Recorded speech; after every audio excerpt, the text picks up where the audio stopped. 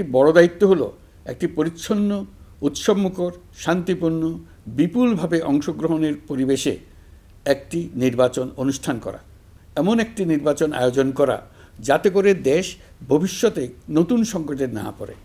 এই জন্য সবচেয়ে বেশি গুরুত্বপূর্ণ হলো প্রাতিষ্ঠানিক সংস্কার।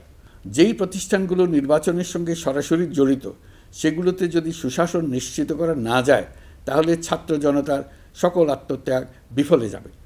সংস্কার, বিচার, নির্বাচন এই তিনটি ম্যান্ডেটের ভিত্তিতে আমরা দায়িত্ব গ্রহণ করেছিলাম। সেই বিবেচনায় আগামী রোজার ঈদের মধ্যে সংস্কার ও বিচারের বিষয়ে আমরা একটি গ্রহণযোগ্য জায়গায় পৌঁছতে পারব বলে বিশ্বাস করি। বিশেষ করে মানবতাবিরোধী অপরাধের বিচার, যা কিনা জুলাই গণ অভ্যুত্থানের শহীদদের প্রতি আমাদের সম্মিলিত দায়, সেই বিষয়ে আমরা দৃশ্যমান অগ্রগতি দেখতে পারব। এতে আমাদের উপর আপনাদের অর্পিত ম্যান্ডেট ন্যূনতম হলেও বাস্তবায়ন করে যেতে পারব। সেই বিবেচনায় ও ইতিহাসে সবচেয়ে অবাধ, সুষ্ঠু, প্রতিদ্বন্দ্বিতামূলক ও গ্রহণযোগ্য নির্বাচন আয়োজনের জন্য সকল পক্ষের সঙ্গে আমরা আলোচনা করেছি।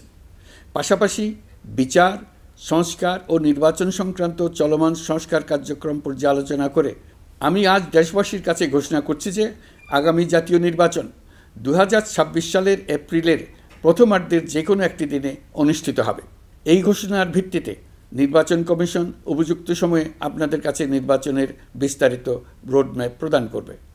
আমরা এমন নির্বাচন চাই যা দেখে অভ্যুত্থানের শহীদদের আত্মা তৃপ্তি পাবে, তাদের আত্মা শান্তি পাবে। আমরা চাই আগামী নির্বাচনে সবচেয়ে বেশি ভোটার, সবচেয়ে বেশি প্রার্থী ও দল অংশ নেক। এটা সবচেয়ে অবাধ, সুষ্ঠু ও নিরপেক্ষ নির্বাচন হিসেবে জাতির কাছে স্মরণীয় হয়ে থাকুক। 1.5 যুগ পরে দেশে সত্যিকারের একটি জনপ্রতিনিধিত্বশীল সংসদ গঠিত হবে। বিপুল তরুণ গোষ্ঠী এবার জীবনে প্রথম ভোট দেওয়ার সুযোগ পাবে। এসব লক্ষ্যে প্রয়োজনীয় সকল পদক্ষেপ নেওয়ার জন্য আমরা জাতির কাছে অঙ্গীকারবদ্ধ।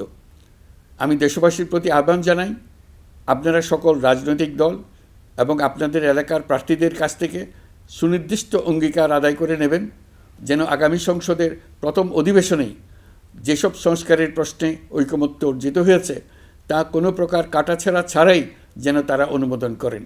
আপনারা ওয়াদা আদায় করে নেবেন যে তারা বাংলাদেশের স্বাধীনতা, সার্বভৌমত্ব, আঞ্চলিক অখণ্ডতা এবং জাতীয় মর্যাদার প্রশ্নে কখনো কোনো প্রকার আপোষ করবেন না এবং দেশের বাইরের কোনো শক্তির কাছে দেশের স্বার্থ বিকিয়ে দেবেন না।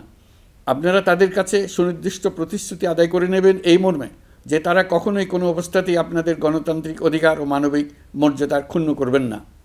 আপনারা তাদের কাছে অঙ্গীকার আদায় করে নেবেন যে তারা সম্পূর্ণ সততা ও স্বচ্ছতার সাথে দেশ পরিচালনা করবেন এবং সকল প্রকার দুর্নীতি, দলীয়করণ, টেন্ডারবাজি, সিন্ডিকেটবাজি, চাঁদাবাজি, সন্ত্রাসী কর্মকাণ্ড ইত্যাদি গণবিরোধী কাজ থেকে নিজেদেরকে সম্পূর্ণভাবে মুক্ত রাখবেন।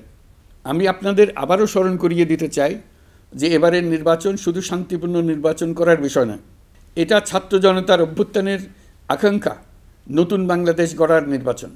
এই নির্বাচনে পরিচিত দলগুলিই থাকবে, তাদের পরিচিত মার্কাগুলিই থাকবে, কিন্তু ভোটারকে বের করে আনতে হবে যে এই মার্কার পেছনে আপনার কাছে ভোট প্রার্থীরা কে কতটুকু নতুন বাংলাদেশ গড়ার জন্য প্রস্তুত, কে কতটা প্রতিজ্ঞাবদ্ধ।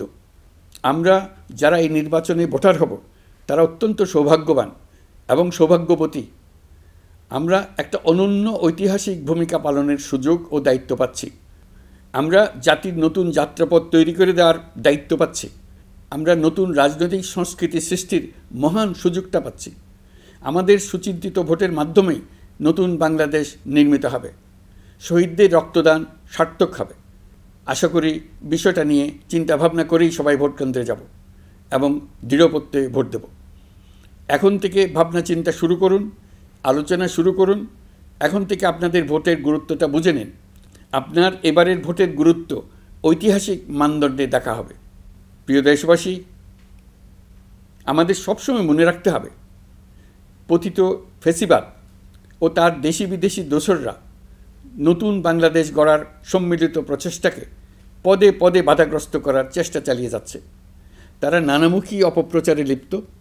তারা সবসময় চাইবে জুলাই অভ্যুত্থানের মাধ্যমে তৈরি হওয়া জাতীয় ঐক্যের শক্তিকে পরাভূত করতে, গণতান্ত্রিক আকাঙ্ক্ষা বাস্তবায়নের প্রচেষ্টাকে লাইনচ্যুত করতে এবং বাংলাদেশকে পুনরায় করায়ত্ত করতে। আমি আগেও বলেছি, আজ আবারও বলছি, আমরা একটা যুদ্ধ অবস্থায় আছি। এখন আমাদের একতাবদ্ধ থাকতে হবে যে কোনো মূল্যে। পরাজিত শক্তি এবং তাদের সহযোগীরা ওত পেতে বসে আছে আমাদের ছোবল মারার জন্য, আমাদের অগ্রযাত্রাকে রুখে দেওয়ার জন্য। আমরা তাদের কিছুতেই এই সুযোগ দেব না। আসুন আমরা আমাদের সম্মিলিত প্রচেষ্টায় প্রিয় মাতৃভূমির স্বাধীনতা, সার্বভৌমত্ব, আঞ্চলিক অখণ্ডতা ও জাতীয় মর্যাদার বিরুদ্ধে যে কোনো আঘাত প্রতিহত করার উদ্দেশ্যে প্রতিরোধের ঐক্যবদ্ধ সুদৃঢ় প্রাচীর গড়ে তুলি। প্রিয় দেশবাসী,